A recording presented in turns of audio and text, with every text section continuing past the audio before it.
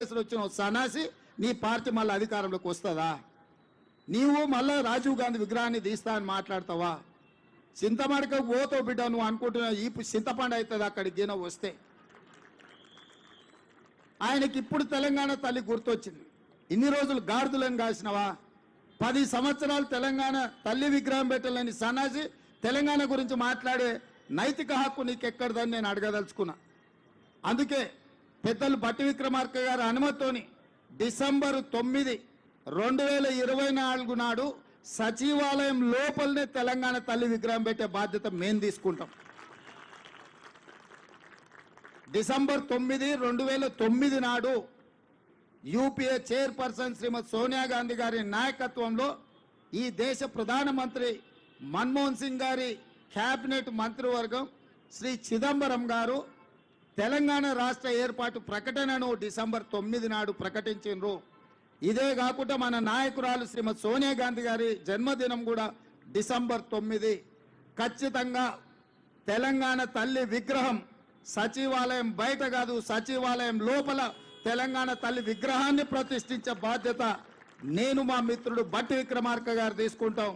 హైదరాబాద్ నగరంలో మా హనుమంతన నాయకత్వంలో ఈ కార్యక్రమాన్ని చేపడతాం. మా చిత్తశుద్ధిని, మా నైతికతను ఏ సన్నాసి ప్రశ్నించాల్సిన అవసరం లేదు.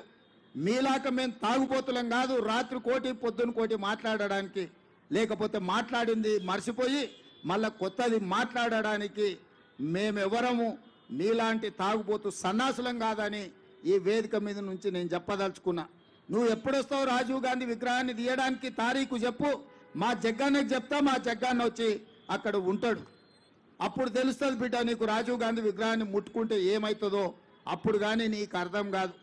అందుకే ఈరోజు ఈ దేశ యువతకు స్ఫూర్తి ప్రదాత శ్రీ రాజీవ్ గాంధీ గారు వారి జయంతి సందర్భంగా మా హనుమంతన్న కొంతమంది క్రీడాకారులకు సన్మానం చేసిండ్రు, ఆర్థిక సహాయాన్ని వారికి తోసిన విధంగా చేసిండ్రు.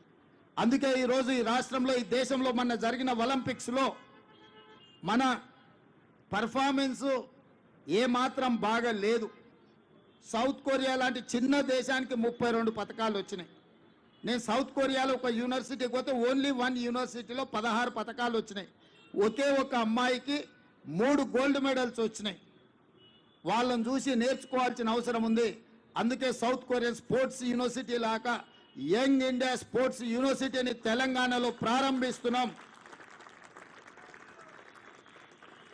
తండాలలో, గూడాలలో, మారుమూల పల్లెల, గ్రామీణ ప్రాంతాలలో ఉన్న క్రీడాకారులను మట్టిలో మాణిక్యాలను వెలికి తీసి రాబోయే ఒలింపిక్స్లో తెలంగాణ నుంచి అత్యధికంగా మెడల్స్ సాధించే విధంగా మేము క్రీడా విధానాన్ని తీసుకురావాలని స్పష్టంగా నిర్ణయించుకున్నాం. ఆ యూనివర్సిటీ పేరు యంగ్ ఇండియా స్పోర్ట్స్ యూనివర్సిటీ. ఎందుకంటే ఒక నూతన రక్తాన్ని ఈ దేశానికి ఆదర్శంగా నిలబెట్టాలని ఇవాళ మా మంత్రివర్గం నిర్ణయం తీసుకున్నది. ఇదే కాదు, SC, ST, BC, minority residential స్కూల్స్కి ఒక ఇంటిగ్రేటెడ్ అకాడమీని నిర్ణయించాలనుకున్నాం.